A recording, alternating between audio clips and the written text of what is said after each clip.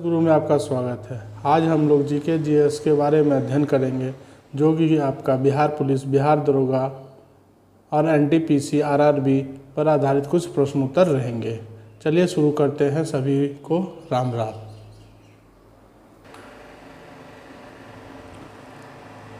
पृथ्वी और सूर्य से सबसे दूर स्थित ग्रह कौन सा है? वरुण है। पृथ्वी और सूर्य के सबसे दूर स्थित ग्रह कौन सा है? वरुण है। नेक्स्ट आगे की ओर बढ़ते हैं। सौरमंडल का सबसे बड़ा उपग्रह किसे कहा जाता है? सौरमंडल का सबसे बड़ा उपग्रह किसे कहा जाता है? तो ज्ञानीमीड को कहा जाता है। ज्ञानीमीड किसका उपग्रह है? तो बृहस्पति का उपग्रह है। ज्ञानीमीड किसका उपग्रह है? तो बृहस्पति का है। बृहस्पति सौरमंडल का सबसे बड़ा उपग्रह है। बृहस्पति जो है वो सौरमंडल का क्या है? सबसे बड़ा उपग्रह है। नेक्स्ट आगे की ओर बढ़ते हैं। सौरमंडल का सबसे छोटा उपग्रह किसे कहा जाता है? डिमोस को। सौरमंडल का सबसे छोटा उपग्रह कौन सा है? डिमोस, जो आपका मंगल का उपग्रह है। ठीक है, डिमोस किसका उपग्रह है? तो मंगल का है। मंगल का रंग कैसा होता है? लाल होता है। और मंगल का ग्रह का रंग कैसा होता है? लाल होता है। ठीक है, नेक्स्ट आगे बढ़े। मंगल ग्रह है जो वो लाल किस कारण से दिखाई देता है? तो आयरन ऑक्साइड के कारण दिखाई देता है। ठीक है, और इसमें यह पृथ्वी के समान दो ध्रुव है। इसके भी मंगल ग्रह के पास क्या है? पृथ्वी के समान क्या है? दो ध्रुव है। ठीक है, और इसमें जो है इसका मंगल ग्रह जो है अपना कक्षा तली कोण पर कितना? तो 25 डिग्री कोण का झुकाव है। ठीक है, मंगल ग्रह को उसके अपने स्थिति पर परिक्रमा करने में कितना दिन लगता है? तो 687 दिन लगता है। मंगल ग्रह के पास कितने उपग्रह हैं? तो 2 है, फोमोस और डिमोस। ठीक है, और सौरमंडल का सबसे बड़ा ज्वालामुखी जो है ओलिपस मेसी जो है यह कहाँ पाया जाता है? सौरमंडल का सबसे बड़ा ज्वालामुखी ओलिपस जो है कहाँ पाया जाता है? तो मंगल ग्रह पर ही पाया जाता है। ठीक है, चलिए नेक्स्ट आगे बढ़ते हैं। वलय युक्त ग्रह किसे कहा जाता है? शनि को कहा जाता है। वलय युक्त ग्रह किसे कहा जाता है? तो शनि का। 88वें वलयों की संख्या कितनी है?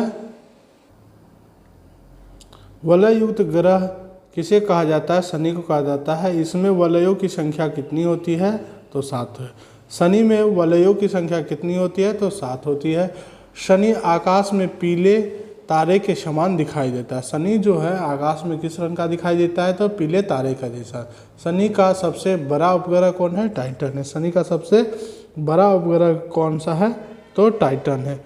और शनि को कब खोजा गया था? तो 1665 ईस्वी में खोजा गया था। शनि को कब खोजा गया था? तो 1665 ईस्वी में खोजा गया था।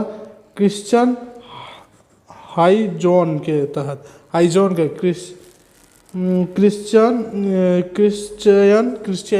क्रिश्चियन हाइजोन के तहत इसे खोजा गया था। क्रिश्चियन हाइजोन के तहत इसे खोजा गया था। ठीक है, चलिए आगे बढ़ते हम लोग। टाइटन उपग्रह किस ग्रह के बराबर है? तो बुध ग्रह के बराबर। टाइटन जो उपग्रह है किसके बराबर है? तो बुध ग्रह के बराबर है। इसकी खोज किसने किया? क्रिश्चियन हाइजोन ने किया था। ठीक है, कब किया था? तो 1665 में किया था। ठीक है, नेक्स्ट आगे की ओर बढ़ते हैं हम लोग।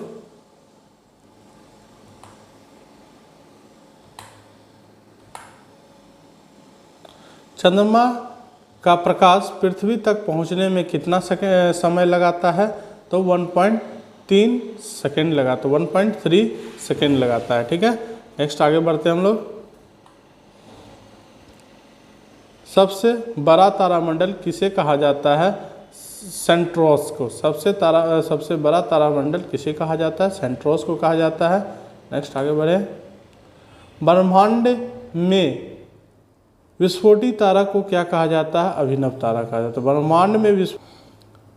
ब्रह्मांड में विस्फोटी तारा को क्या कहा जाता है? अभिनव तारा कहा जाता है। आगे बढ़ते हैं हम लोग। वायु में जल की उपस्थिति को क्या कहा जाता है? तो आर्द्रता। वायु में जल की उपस्थिति को आर्द्रता कहा जाता है। ठीक है, नेक्स्ट आगे बढ़े।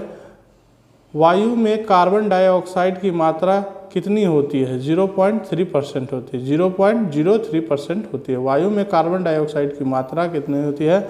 0.03% से 0.04% तक हो सकती है। ठीक है, नेक्स्ट आगे बढ़ते हैं हम लोग। वायुमंडल का सबसे ऊपरी परत को क्या कहा जाता है? तो बहिर्मंडल कहा जाता है। वायुमंडल का सबसे ऊपरी परत को क्या कहा जाता है? तो बहिर्मंडल कहा जाता है। ठीक है, नेक्स्ट आगे बढ़ते हैं हम लोग। वन अनुसंधान संस्थान कहाँ स्थित है? तो देहरादून में है। ठीक है, वन अनुसंधान संस्थान कहाँ स्थित है? तो देहरादून में है। ठीक है,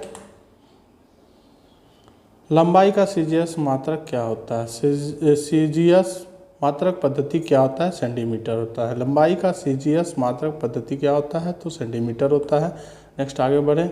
घनत्व का सीजीएस मात्रक पद्धति क्या होता है? तो ग्राम घन होता है। ठीक है, आगे बढ़ते हैं।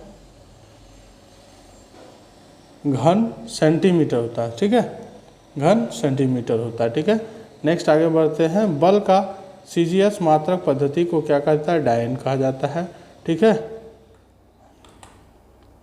नेक्स्ट ऊष्मा का सीजीएस मात्रक पद्धति को क्या कहा जाता है? कैलोरी कहा जाता है। ऊष्मा का सीजीएस मात्रक पद्धति को क्या कहा जाता है? कैलोरी कहा जाता है। ठीक है, नेक्स्ट आगे बढ़ते हैं। ताप का सीजीएस मात्रक पद्धति को क्या कहता है? सेलियस कहा जाता है। ताप का सीजीएस मात्रक पद्धति को सेलियस कहा जाता है। ठीक है, ऊष्मा का सीजीएस मात्रक पद्धति को कैलोरी कहा जाता है। ठीक है, दाब का सीजीएस पद्धति को क्या कहा जाता है? तो डायन प्रति मीटर सेकेंड स्क्वायर कहा जाता है। ठीक है,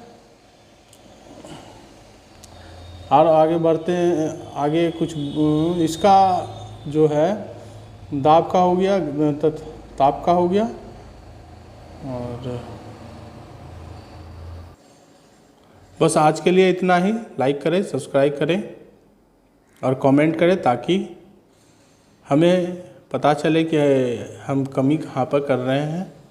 धन्यवाद।